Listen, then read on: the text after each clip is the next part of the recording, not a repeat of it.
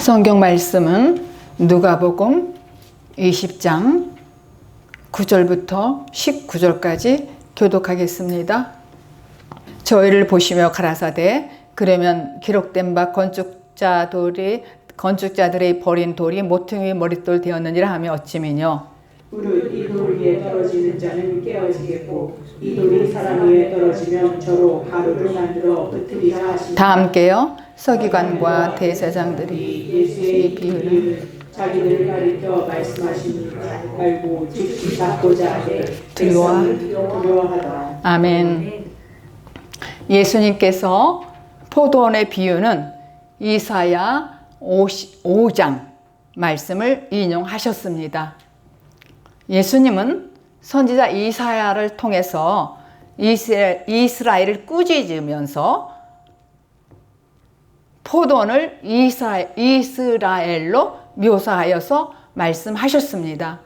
주인이신 하나님은 땅에서 돌을 제거하고 또 망대를 세우고 술을 짜는 틀을 만들고 그렇게 좋은 포도 맺기를 기대했지만은 포도원은 아무 쓸모없는 들포도를 냈습니다. 왜 들포도를 내었을까요? 이사야서 5장 7절을 읽겠습니다. 이사야서 5장 7절 시작. 대저 만군의 여호와의 포도원은 이스라엘 족속이요 그의 기뻐하시는 나무는 유다 사람이라. 그들에게 공평을 받으셨더니 도리어 호악이요 그들에게 의공을 받으셨더니 도리어 부르짖음이었도다. 그러니까 하나님의 권위를 무시하고 그 당시 이스라엘 백성들은 포악을 행했다는 거예요. 포악, 악행을 행했다는 것이죠. 그런데 하나님께서는 그들에게 하나님의 옳은 일을 바랬는데 도리어 그들은 하나님의 공의를 버렸고 그렇기 때문에 하나님께서 이스라엘이라는 나라를 엄중한 들으라고 심판한 그 메시지가 지금 읽으신 이사야서 5장 7절 말씀입니다. 그러니까 그러니까 지금 시대에도 허다한 무리들에게 진리를 전해도 아무리 도대체가 알아듣지를 못합니다. 못하니까 예수님은 늘 이런 비유를 통해서 우리를 양육해 가십니다. 예수님의 비유는 하나하나가 다 하나님 나라로 향하는 사닥다리를 설명하고 있는 것이죠. 오늘 본문은 포도원의 비유를 통해서 심판을 예고하시는 내용입니다. 9절 12절까지를 제가 적용을 해서 요약을 해보겠습니다. 어떤 사람이 포도원을 만들어서 농부들에게 세를 주고 오랫동안 타국에 가 있었습니다. 그런데 이제 포도철이 돼서 때가 되어서 포도가 열매를 맺을 때가 되었으니까는 종을 보냈어요. 농부들에게. 왜 보냈냐면은 너희들이 그동안 포도 농사를 지었으면은 소출을 좀 나에게 바치도록 종을 보냈다는 거예요. 그런데 악한 이 농부들이 소출을 달라고 종을 보냈는데도 세 번씩이나 우리가 읽은 말씀대로 보냈어요. 그게 세 차례를 보냈지만은 모두 악한 농부가 세 번이나 그 종을 능욕하고 또 심히 때리고 그래서 내보냈다는 거예요. 그렇게 못된 행동을 했다는 것이죠. 포악해가지고. 그래서 세 번째까지도 종을 보냈는데 때리고 또 능욕하고 그래서 밖으로 내쫓았다는 얘기시죠. 근데 왜 그랬을까요? 왜 그랬냐면은 전부 하나님께서 새로 받은 것인데 시간이 지나다 보니까는 하나님의 은혜를 잊어버렸다는 거예요. 하나님의 은혜를 잊어버리고 또 모든 것이 내 것이라고 생각했던 것이죠. 그러니까 하나님께 내어놓기 싫은 것이에요. 그렇습니다. 우리에게 주님이 주신 물질과 재능과 시간이 있어요. 우리에게 그렇게 줬어요. 그런데 눈에 배이는 게 없으니까는 내놓지 못하고 다 내 것이라고 생각하는 것이죠. 그러니까 하나님께서 우리에게 주신 재물, 재능, 또 시간 이런 모든 것들을 우리에게 줬는데 우리는 사람을 무시하고 능욕하고 죽이기까지 했다는 거예요. 하나님께서 종을 보냈는데. 근데 이거를 우리에게 적용을 해보면은 바로 우리 인생이라는 것이죠. 우리 인생이 심보가 악해가지고, 만보가 악해가지고, 우리는 다 포도원의 농부잖아요. 근데 심보가 악하단 말이에요. 그래서 주님이 청지기로 하나님께서 주신 시간과 재물과 여러 가지 은사와 능력과 물질을 주었는데 우리가 구원의 소출을 내야 되잖아요. 때가 돼서 포도철이 되면은. 근데 나를 붙들고 있는 내 안에 욕심이 방해를 하는 거예요. 그러니까 우리에게 하나님께서 여러 가지 모양으로 모든 걸 주셨어요. 물질도 주시고 재능도 주시고 시간도 주시고 여러 가지 환경도 좋은 환경도 주셨고. 근데 시간이 가니까는 하나님을 잊어버리는 거예요. 은혜를. 그리고 불평불만하고 그렇다는 거예요. 근데 그거는 내 안에 욕심이 있어요. 내 안에 욕심이 뭐냐면 왕 노릇하는 옛사람이 있단 말이에요. 그래서 날 방해하는 것이죠. 그래서 하나님께서 나에게 맡기신 모든 것이 있잖아요. 그게 뭐예요? 그거를 갖다가 나의 유익을 위하여, 나의 야망을 위해서 사용하고 능욕하고 종들을 불의한 행동을 하니까 주님이 보시기에 악한 농부가 다름 아닌 우리가 아닌가 한번 생각해 봐야 돼요. 우리가 아닌가를. 여러분에게 맡긴 도대체 포도는 무엇입니까? 여러분에게 맡긴 포도원이 있잖아요. 근데 무엇입니까? 그게 여러분에게 주신 시간과 물질과 재능이란 말입니다. 그런데 더 많은 거 있죠. 이런 기본 의식, 기본 인식을 가지고 한번 말씀을 살펴보겠습니다. 13절, 15절을 다시 한번 읽어보겠습니다. 누가복음 20장 13절, 15절 시작. 포도원 주인이 가로되 어찌할꼬 내 사랑하는 아들을 보내리니 저희가 혹 그를 공경하리라 하였더니 농부들이 그를 보고 서로 의논하여 가로되 이는 상속자이니 죽이고 그 유업을 우리의 것으로 만들자 하고 포도원 밖에 내어주자 죽였느니라. 그런즉 포도원 주인이 이 사람들을 어떻게 하겠느냐. 그러니까 이 비유에서 포도원 주인은 누구냐면은 하나님이셔요. 문자적으로 하나님이십니다. 그런데 이 포도원은 이스라엘 농부는 유대 지도자들이에요. 그리고 종들은 선지자, 아들은 예수 그리스도를 의미하는데 이 말씀을 지금 이 우리 교회 안에서 우리 시대에 맞게 적용을 하면은 포도원은 교회잖아요. 농부는 교인들이에요. 농부는 여러분들이란 말이에요. 그리고 종은 목사나 사역자를 말하는 거예요. 그리고 아들은 예수 그리스도를 말하는 것입니다. 그런 의미가 있습니다. 그런데 이들이 다 악한 농부들이 죽였다는 거예요. 악한 농부들이 하나님께서 보낸 종들을, 사역자들을, 목사를 이렇게 죽였다는 건 뭐냐면은 말씀을 아무리 증거해도 그 말씀을 받아들이지 아니하고 이 말씀대로 살지 않았다는 걸로 여러분들이 생각을 하면 쉽겠습니다. 그러니까 그러자 포도원 주인이 어떻게 할까? 도대체 어떻게 할까? 그랬죠? 15절에 마지막에 내 사랑하는 아들을 좀 보내야 되겠다. 아마도 그들이 내 아들을 보내면 아마 존중할 거야. 그래서 아들을 보낸다는 거예요. 근데 그 아들도 보냈는데 이 악한 농부들이 그 아들을 보자 서로 의논하는 거예요. 야, 저 사람이 상속자가 될 거야. 그러니까 그를 죽여서 그가 받는 그 유업을 우리가 차지하자 이러는 거예요. 그렇게 해서 죽여버렸다는 거예요. 그러면은 도대체 포도원 주인은 어떻게 하겠느냐? 어떻게 하겠습니까? 당연히 포도원 주인이 와서 악한 농부들을 진멸하고 포도원을 다른 사람에게 줄 것이 뻔한 것이잖아요. 그죠? 이 비유가 굉장히 쉬워요, 사실은. 다른 비유는 어려워요, 많이. 근데 이 비유만큼은 우리 모두가 다 알아들을 수가 있는 쉬운 비유입니다. 그런데 이 포도원은 유대인을 통해서 비유로 말씀해주고 있지만은 우리 인생 마음속에 움직이는 심보, 우리 마음보, 우리가 악한 농부가 됐다는 얘기죠. 악한 농부의 마음보를 가지고 있다는 거예요, 우리가. 근데 우리 마음보가 이렇게 움직인다는 것이죠. 악한 농부처럼. 그래서 우리가 알 수 있는 거예요, 이 말씀을.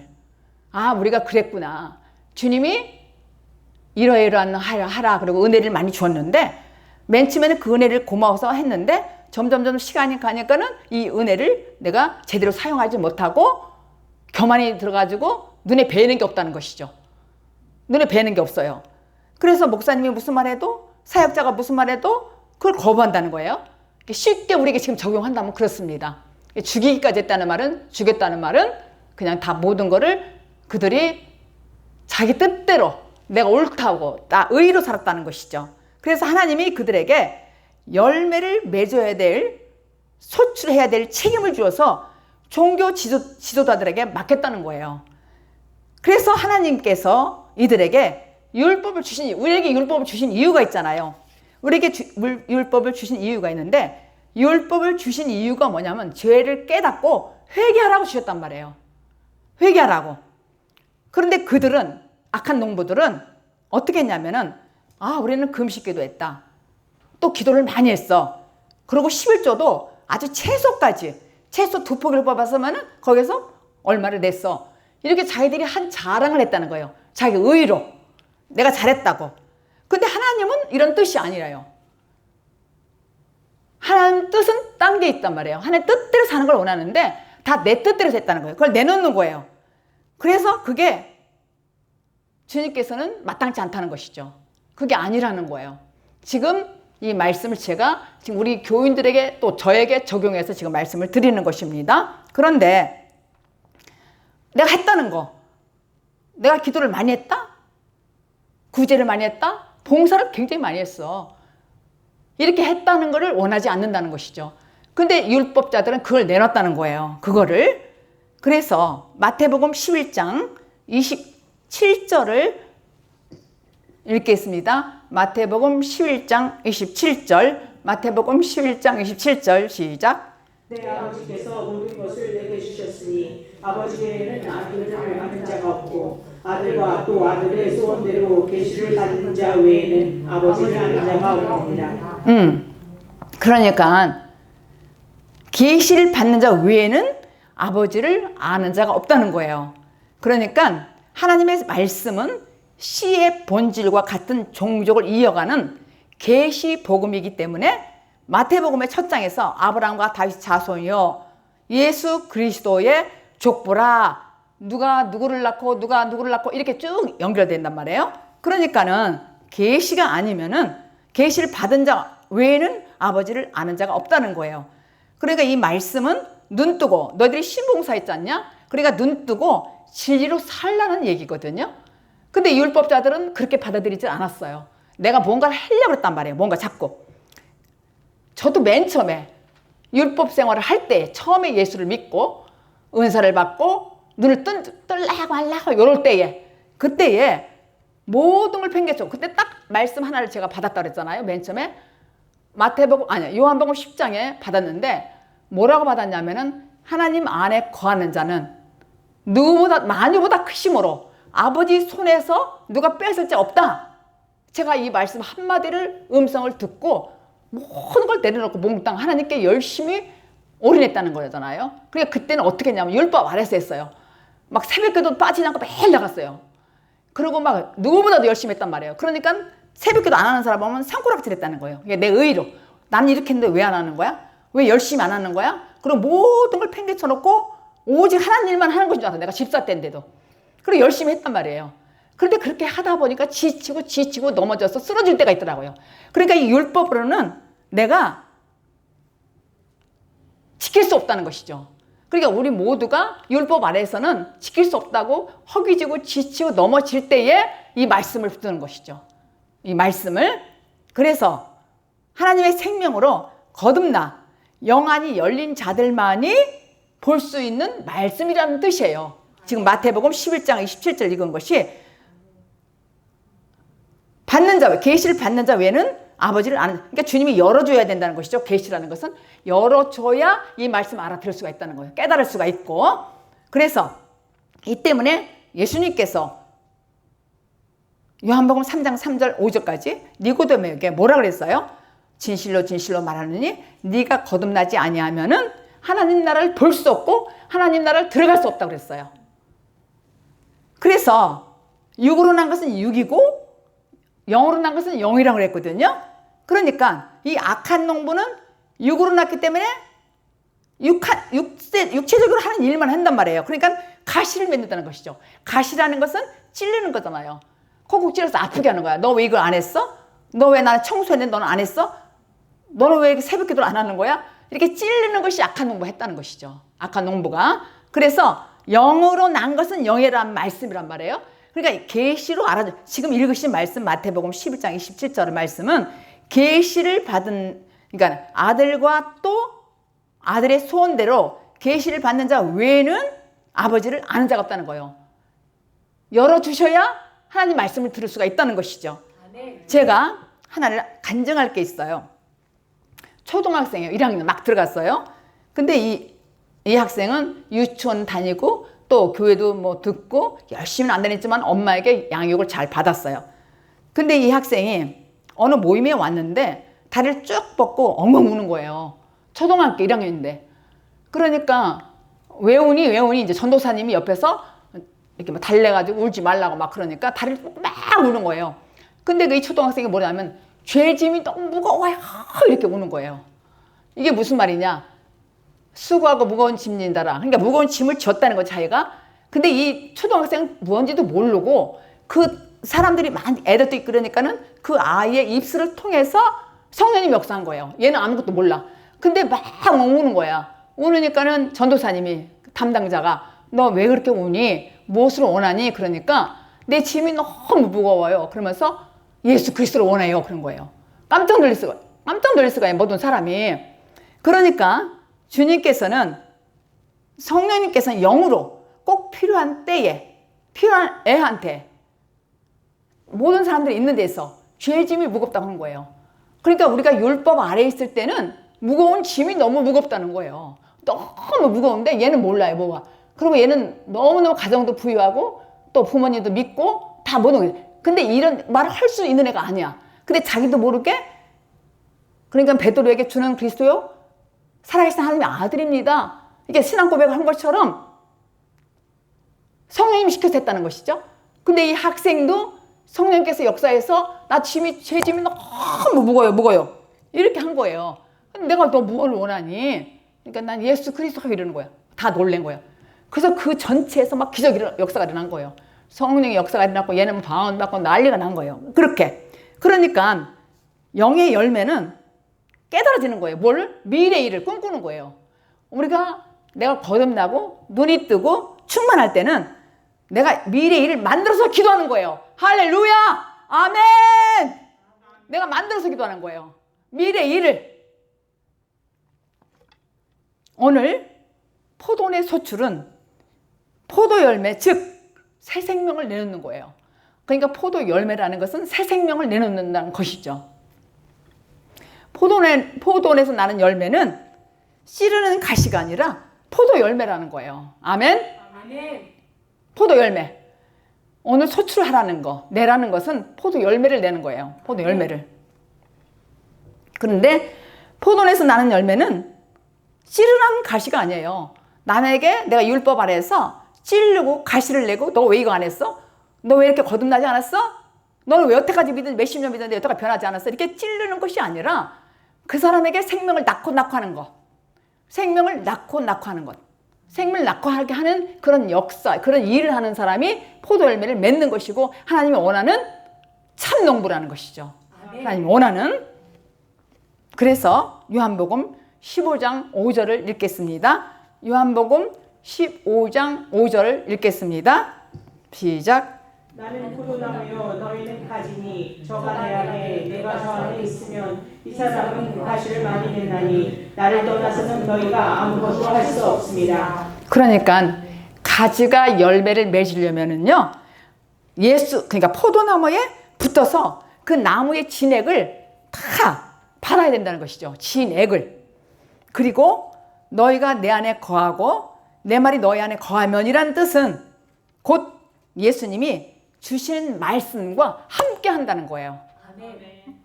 내 말이 너희 안에 거하고 너가 내 말에 거할 때는 예수님과 함께 한다는 것. 말씀과 함께한다는 뜻입니다. 이렇게 예수를 믿고 따르면은 예수님의 말씀을 먹고 자란 그러한 예수님의 제자들은 모두가 사도가 됐어요. 사도가. 그래서 열매를 맺게 된 것이죠. 사도가 됐으니까. 그러니까 포도원 비유에서는 농부는 포도 열매를 맺는 것이고 이것이 소출이라는 것이에요. 그러니까 소출을 내놔라 하면 뭘 내놓냐면은 생명을 내놓는 거예요. 열매를 내놓는 거예요. 그런데 너희가 나를 떠나서는 아무것도 할 수 없는 도대체 그 일이 무엇일까? 그 일은 포도 열매를 맺는 일이에요. 포도 열매를 맺는 일. 그러니까 포도나무에서 우리가 젖붙임을 받지 못한 사람은 절대 예수님의 생명으로 나올 수가 없다는 것이죠. 그러니까 얻을 수가 없다는 거예요. 그러니까 포도나무에 딱 붙어서 진액을 받아들이고 말씀 안에서 먹고 자라는 사람들은 12 제자가 된 것처럼 그렇게 열매를 맺을 수 있는 그 소출을 낼 수 있다는 것이죠. 그러니까 반드시 포도 열매를 맺으려면은 포도나무에 딱 붙어 있어야 되잖아요. 포도나무는 누구예요? 나는 농부라. 나는 농부는 하나님이고 포도나무는 예수님이잖아요. 그러니까 예수님의 말씀에 딱 붙어서 그 진액을 먹어야 내가 생명으로 거듭 나타나고 태어나는 것이죠. 그래서 포도나무에 붙어 있는다는 것이죠. 그러니까 마지막 심판 때는 하나님은 너희가 의롭게 되었는가? 이거 물어보는 거예요. 뭐냐면은 너 예복 입었니? 예복이 뭐예요? 의. 하나님의 의예요. 내 의가 아니라 내가 율법으로 한 열복을 했다. 내가 이런 거 했다 해서 내놓는 것이 아니라 하나님의 의를 내놓는 거예요. 그게 예복이란 말이에요. 옳다 하며 의를 입은 예복, 의. 내가 너에게 너 의가 있느냐 이렇게 물어보면은 예복 입었으니까는 있잖아요. 근데 예복 안 입은 사람은 유고무원해. 말도 못하고. 그럼 나가라 그랬어요. 넌 영보래. 나가라. 그랬단 말이에요. 그러니까 우리가 지금 종교 지도자들에게 포도원 하나님께서 소출을 내놓으라는 것이죠. 내놔라. 그게 무슨 뜻이냐면은 너희들이 먼저 변화돼서 새 사람이 되어서 예수님의 형상을 만들어 놓는 사람이 있느냐? 이거 묻는 거예요. 네. 여러분이 새 생명을 살면서 생명을 내놓을 수 있느냐? 이거 물어보는 거예요. 그리고 또 너희들이 저 사람에게 전도해서 생명을 낳고 아비 심정으로 그런 열매가 있느냐? 소출을 내놔라 이거예요. 근데 악한 농부는 내놓을 게 없어요. 내가 잘했다는 것만 내놓는 것이지. 근데 주님은 그걸 원하는 것이 아니죠. 포도 열매, 생명을 내놓으라는 거. 너 생명 사냐? 예수님을 그동안 몇십 년 믿어도 너 정말 새 생명을 사느냐? 너 거듭났느냐? 이거 물어보는 거예요. 너 그러니까 예복을 입었느냐? 그걸 물어보는 거예요. 형상으로. 정말 예수님의 형상, 거듭난, 의로. 그런 사람이 몇 명이나 있냐 이거예요. 소출을 내놓으라는 뜻은요. 그러니까 여러분들이 예수님의 생명을 받았느냐에 따라서 여러분들이 소출이 있고 없고가 결론 나는 것이죠. 한번 잘 생각해 보세요. 여러분들이 생명을 낳고 하는 열매를 맺었는가? 아니면 내가 지금 현재 아직 안 됐는가? 내가 생명으로 살지 않는가? 거듭나지 않았는가? 한번 생각해 볼 필요가 있습니다. 그래서 16절 읽겠습니다. 본문 시작. 와서 그 농부들을 진멸하고 포도원을 다른 사람들에게 주리라 하시니 사람들이 듣고 가로되 그렇게 되지 말아지이다 하거늘. 지금 주인이 농부들을 다 멸절한다는 거예요. 왜냐하면 아까 15절 마지막에 포도원 주인이 이 사람들을 어떻게 하겠느냐, 열매도 맺지 못하고 이러는 걸 너희들 같으면 어떻게 생각하냐 하니까는 와서 농부들을 진멸했다는 거예요. 그리고 포도원을 다른 사람들에게 주리라. 그러니까 사람들이 이 말을 들었어요. 그러니까 아유 그러기를 얻기를 바랍니다. 이런 얘기예요. 이렇게 하기를 원치 않습니다. 그러니까 포도원을 다른 사람들에게 준다고 하니까는 이 사람들이 아유 그러지 마시옵소서 이런 뜻이거든요. 이거 당연한 이치죠. 내가 생명을 내놓지 못하고 제대로 거듭나지 않고 내 뜻대로 내 의로 산다는 것은 주님은 아직 진멸한다는 거예요. 주님이 원하는 것은 너가 새롭게 생명을 살아라. 그러니까 첫 번째는 우리가 율법을 해서 신앙생활을 하잖아요.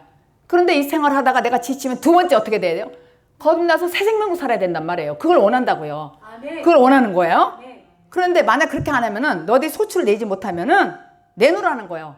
내가 다른 사람들에게 주겠다는 것이죠. 옮기겠다는 거예요.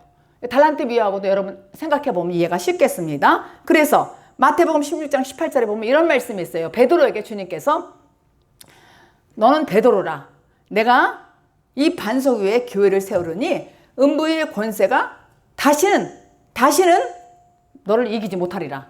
이게 뭐냐면은 네가 진짜 말씀 안에 살고 입으로 주는 그리스도요 살아계신 하나님의 아들이라고 고백할 때에 신앙 고백할 때 이건 아무나 하는 게 아니잖아요. 교회를 다녀도 누구나가 그냥 주는 그리스도요 살아계신 하나님의 아들이 이렇게 고백하는 사람이 없어요. 그냥 말로는 할 수 있죠. 율법으로는. 근데 이 복음이라는 건 참 복음이라는 것은 이 말씀이 내 심령에 찔려 쪼개가지고 와서 내가 변화된 상태에서 주는 그리스도의 살아계신 하나님 아들이라고 당당하게 고백할 수 있는 거예요. 고백할 수 있는 사람은 음부의 권세가 이기지 못한다는 거예요. 어떤 어둠의 세력이 방해를 하지 않는다는 것이죠. 그래서 호돈 주인은 이 사람들이 그러지 마시옵소서 그냥 지켜주시옵소서 이런 뜻으로 하니까는 주인이신 하나님은 해결책을 내놓는 거예요. 다른 해결책을. 근데 그 다른 해결책이 뭐냐면은 바로 그들이 죽인 아들 건축자가 버린 돌로 모퉁이에 머릿돌을 삼아서 새로운 포도원으로 건설한다는 거예요. 다시 건설한다는 거예요. 그래서 우리를 하나님의 은혜로 하나님의 성전으로 부름을 받은 거예요. 우리가 지금 이 시대에. 그래서 17절 본문 17절 읽겠습니다. 시작. 저희를 보시며 가라사대 그러면 기록된 바 건축자들의 머릿돌이 모퉁이의 머릿돌이 되었느니라 하나님이 어찌 미뇨. 여기서 지금 주님은 지금 새로운 교회 시대를 지금 언급하고 계신 거예요. 그러나 이 말씀을 듣던 사람들 16절에 보니까는 이 사람들은 이론적으로만 교회를 다녔는데 전부 이론적으로만 잘 알고 있어요. 그리고 자신들이 진짜 이 말씀에서 자기 생활에 적용을 하지 않습니다. 그러니까 뭐라고 하냐면 아이고 그렇게 하지 마시옵소서.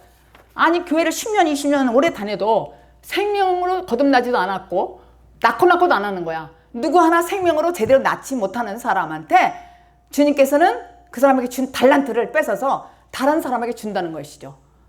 다른 사람에게 달란트 비해서 그렇잖아요. 준다는 거예요. 그러니까 하나님께서 계획하신 거룩한 삶에 대해서 사람들이 무엇을 해야 될 것인지 무엇을 하지 말아야 될 것인 거를 잘 모르고 있는 거예요. 그걸 알라는 거예요. 우리가 교회를 오래 다녔는데 왜 교회 다녀요? 목적이 뭐예요? 천국 가려고 믿는 거잖아요. 내가 거듭나가지고. 왜냐하면 천국은 내가 거듭나지 않으면 못 간다고 그러니까 내가 거듭나야 된단 말이에요. 그래서 믿는 거예요. 그걸 내놓으라는 거예요. 미리. 한번 너 내놔라. 그러니까 내놓을 게 없어요. 내 의만 내는 거야. 내가 뭘 열심히 교회 다녔다는 것만. 그건 주님이 아니라는 것이죠. 그 주님이 새로 계획을 했어요. 새로 건설했다니까요. 그래서 우리를 이제 거듭난 사람을 부르는 거예요. 그걸 설명하는 거예요. 그러니까 성경은 우리 얘기잖아요. 성경 우리 얘기잖아요. 그죠? 시편에 118편 22절 23절을 118편 23절까지 22절부터 23절까지 시작. 건축자의 버린 돌이 지금 모퉁이의 머릿돌이 되었나니 이는 여호와의 행하신 것이요 우기면에 기이한 바로다. 그러니까 예수님을 많은 사람들이 믿긴 믿어요. 그런데 쓸모없다고 버렸다는 거예요. 버렸어요.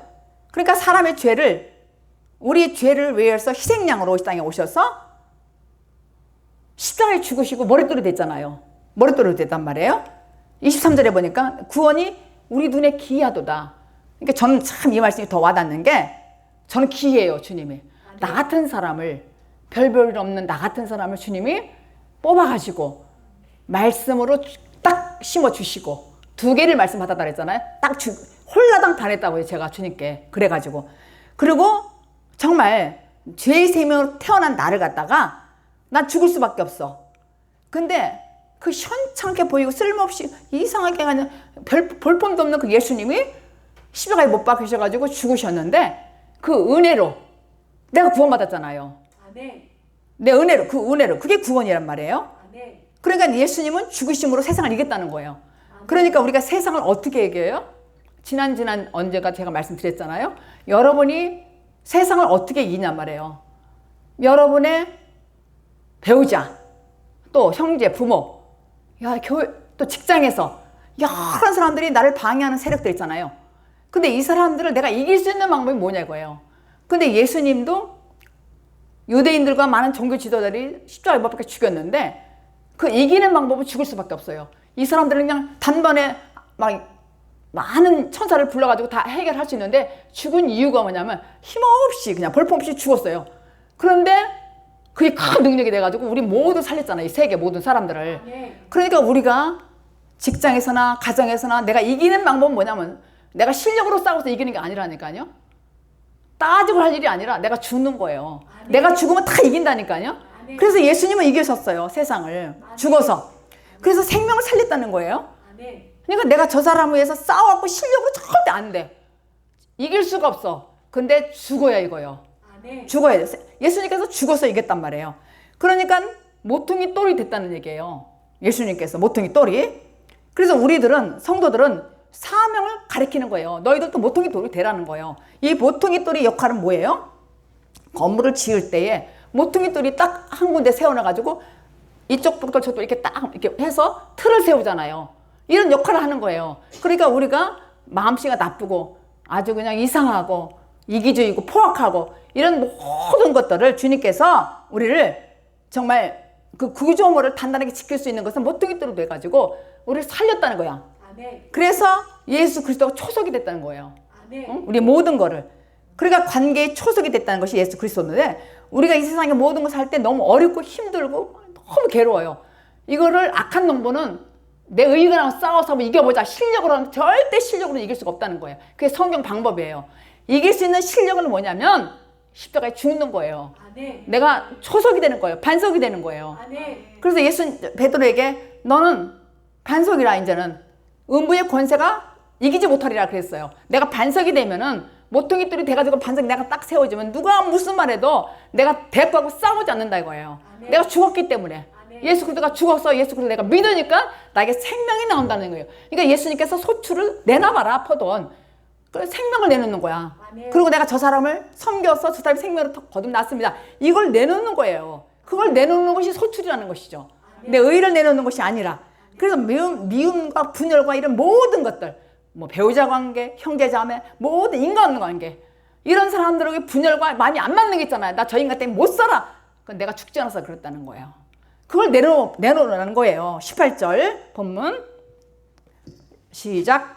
무릇 이돈 위에 떨어지는 자는 깨어지겠고 이돈이 사람 위에 떨어지면 저로 가루를 만들어 흩으리라 하시니라. 그러니까 우리 죄인들은 다 집을 쳐요. 우리 죄인들은 짓잖아요. 그러니까 저마다 집을 짓고 살아요. 그 집이 뭐예요? 자아집. 나 잘났다. 자아의 집을 우리가 짓는다는 거예요. 그러니까 이 성경은 그런 자아의 과정을 깨트리기 위해서 우리에게 고난을 허락하는 거예요. 지금 여러분 중에 고난이 있단 말이에요. 어떤 고난과 어려움이 있으면 이유가 있어요. 나의 자아를 깨라는 거예요. 자아 깨는 것이 뭐예요?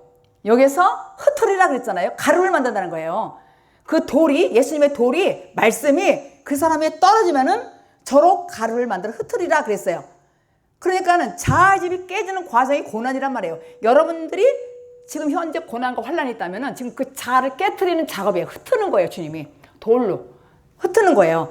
그러니까 우리는 예수라는 모퉁이 돌로 의해서 나의 자아의 집이 내가 깨질 때 내 입에서 감사가 나오는 것이죠. 이게 기이한 거예요. 아까 시편 읽은 것처럼 기이하도다. 내가 이렇게 변할 수가 있을까? 야, 그때는 저걸 못 참아. 그 위에 싸워하든지 전화해서 내가 따져야 돼. 이렇게 할 필요가 없다는 거야. 실력으로는 안 된다는 거야. 이게 성경이 답이에요. 우리 실력으로 절대 부부지간에 또 가족 간에 직장 생활에서 이길 수가 없는 거예요. 내가 죽어야만 이긴다는 거야. 왜냐면 예수님이 그랬잖아요. 볼품없는 그냥 딱 죽었어요. 그러니까 다 이겼다니까요. 그리고 지금까지 모든 사람들 살렸잖아요. 죽어가지고. 제 동생이 야, 너 자아를 죽여라. 예수님을 한번 깊게 믿고 은혜를 좀 받아봐. 이러면은 자존심이 상해서 절대 말 안 들어요. 그 자존심이 뭐예요? 자아. 이게 강해서 말을 안 들어요. 그런데 우리도 각자 우리에게 버리고 싶은 사람이 있단 말이에요. 각자. 그런데 내가 업신여기는 환경과 사람 때문에, 그런 사람 때문에 내가 머릿돌이 될 수가 있잖아요. 나 하나로 인해서 교제할 수가 있고, 나 하나로 말미암아서 그 사람들을 내가 희생해서 살릴 수 있단 말이에요. 그게 내가 죽는 거잖아요. 그거를 예수님이 했단 말이에요. 오직 주로 말미암아 가능하다는 것이죠. 오직 주로 말미암아. 그러니까 우리가 마지막 19절 누가복음 19절 시작. 서기관들과 대제사장들이 예수의 이 비유는 자기를 가리켜 말씀하신 줄 알고 즉시 잡고자 하되 백성을 두려워하더라. 예수님이 쓸모없다고 생각해서 그들은 죽였잖아요. 그런데 많은 사람이 죄를 십자가에 짊어지고 가셔서 죽으심으로 머릿대로 됐다는 거예요. 아까 초등학생이 걔는 뭣도 모르고 막 엉엉 울고 다리 뻗고 울으면서 너 왜 그러니? 그러니까 죄의 짐이 너무 무거워요. 바로 이거예요. 걔는 모르지만은 그게 특별한 경우죠. 하나님께서 우리에게 우리는 모르지만은 여러분들에게 죄의 짐이 있다면은 그게 무겁다고 느껴지는 것이 율법 아래 사는 사람들은 느껴야 된다는 거예요. 이게 짐이 넘어지는 거 아니에요? 그러니까 수고하고 무거운 짐들아 다 짐을 나한테 갖고 와. 그러고 예수님이 죽었다는 얘기예요. 그래서 모퉁이 돌이 됐다는 것이죠. 그렇죠? 그래서 지금 이 말씀이 백성을 두려워하더라 그랬어요. 그 제사장들이 예수의 비유는 자기들을 가르쳐 말씀해 줄 알았다는 거예요. 즉시 이 사람 두려워했단 말이에요. 다른 비유는 못 알아들어요. 지금 계속 제가 전번에 염소와 양의 비유, 오늘은 포도 비유를 하잖아요. 계속 비유에 대해서 말씀드릴 거예요. 왜냐하면 이 비유는 사람들이 못 알아들어요. 이거 십자가를 가는 다리거든요. 근데 오늘 이 말씀은 다 알아들을 수 있는 쉽죠, 여러분. 굉장히. 이건 다 알아듣는다는 말씀이에요. 그래서 그런데 그 당시에 예수님을 쓸모없다고 다 죽였잖아요. 유대인들이. 그렇게 했는데도 불구하고 머릿돌이 되었잖아요. 예수님이 죽으셔서. 그런데 포로된 이스라엘이 다 망한 나라요. 버려진 돌 같았지만은 장차 이스라엘은 모퉁이 머릿돌이 될 것이라고 소망을 주셨단 말이에요.